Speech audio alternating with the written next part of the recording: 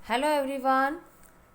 आज हम BCom semester 6 statistics chapter number 1 उसके जो फॉर्मूलाज है वो हमने लास्ट लेक्चर में किए थे।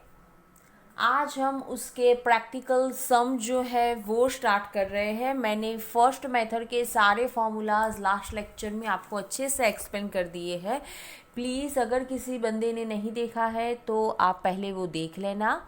अब हम प्रैक्टिकल सम से स्टार्ट कर रहे हैं। हमारी जो पहले वाली जो मेथड थी उसके जो फॉर्मूलाज है वो फिर से मैं आपको एक बार यहाँ पे हम रिपीट कर देते हैं कि हमने हमारे दौर पे इसको रेडी किया है कि सबसे पहले जो भी पैरामीटर्स दिए हुए हैं वो हमें फाइंड आउट करना है, उसके बाद डिफरेंट कैलकुलेट करना है, फिर स्टैंडर्ड एरर एंड लास्ट जाके Z C. Okay, Z C और जेड टी टेबल की कंपैरिजन करनी है। अगर जेड सी की वैल्यू जेड टी टेबल की वैल्यू मतलब कि सिग्निफिकेंट लेवल हमें कुछ नहीं कहा है तो 5% ही कंसिडर करनी है एंड 2 टेल टेस्ट और उसकी वैल्यू है 1.96। अगर जेड सी की वैल्यू 1.96 की कंपैरिजन में कम है तो उस सिचुएशन में हमें हाइपोथेसिस जो है वो एक्सेप्ट करनी है। लेकिन अगर ZC की वैल्यू कम है ज़्यादा है तो हमें उसे रिजेक्ट करना है। ओके, इस बेस पे आज हमने यहाँ पे सम लिया है। तो सबसे पहले मैंने यहाँ पे एक सिंपल वाला सम लिया है, सम नंबर 41। BA शाह की बुक जो हम सुधीर प्रकाशन की जो पढ़ रहे हैं वहाँ उसी बुक्स में से मैंने ये सम लिया है। यहाँ पे मैंने 41 नंबर का सम और उसमें बी जो है वो लिया है। ओके, ये डिटेल्स आप यहाँ पे देख सकते हैं। क्या कहा है, a random sample of size 900, the value of the mean is 54 and HD is 12. Test the hypothesis for the value of the population mean is 52. हमारा पहला स्टेप क्या है, हमें सारे पैरामीटर्स जो है वो फाइंड आउट करने हैं। ओके, तो मैं फिर से डिटेल्स पढ़ रही हूँ, अच्छे से समझना।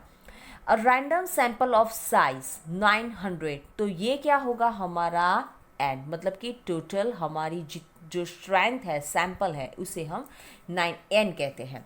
Next, the value of the mean is 54, mean तो ये क्या है हमारा x बार। नेक्स्ट, एंड HD इज 12, ये क्या है हमारा delta. Test the hypothesis for the value of the population mean is 52। Okay, population mean जो है वो क्या है हमारा म्यू, मतलब कि 52। तो हमारे सारे पैरामीटर्स जो है वो हमने कैलकुलेट कर लिए, इसको हमने फाइंड आउट कर दिया है। अब हमारे जो स्टेप्स है हम उसे फॉलो करेंगे। सबसे पहले क्या है, डिफरेंस का फॉर्मूला क्या है, x बार माइनस म्यू। x बार है हमारा 54 माइनस म्यू है 52, आंसर क्या है 2। उसके बाद स्टैंडर्ड एरर, उसका क्या फॉर्मूला है, delta divided by in the root n। Delta की जगह पे हमने यहाँ पे लिख दिया है 12, n है वहाँ पे 900 का रूट निकालेंगे तो कितना हमें मिलेगा 30।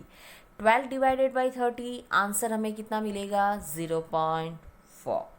ओके, थर्ड ZC का फॉर्मूला क्या है, different divided by standard error. Difference 2 divided by 0.4, answer क्या है हमारा 5, मतलब ZC की वैल्यू हमें कितनी मिली है 5। अब हमें लास्ट में हमारा कंक्लूजन देना है, तो मैंने आपसे कहा है ZC एंड Z2। ZC की वैल्यू 5 है जबकि ZT, देखो यहाँ पे डिटेल्स में मैं कुछ नहीं कहा था, तो मैंने आपसे कहा था कुछ नहीं कहा है तो हमें सिग्निफिकेंट लेवल 5% ऑन 1.96 जो है वो हमें अज्यूम करनी है। ZC की वैल्यू ZT की कंपैरिजन में ज़्यादा है तो ये हाइपोथेसिस क्या होगी, रिजेक्टेड। ओके, तो आज हमने ये एक सम सॉल्व किया है जो मैंने आपको मेथड करवाई थी उस हिसाब से। तो प्लीज़ आप इसको अच्छे से देख लेना कि हमने उसको कैसे कैलकुलेट किया है, ये बहुत इजी सम था। आगे हम इसी मेथड के और सम भी देखेंगे, ओके, जिससे आपको अच्छे से क्लियर हो जाएगा। And now thanks for watching, bye bye, take care.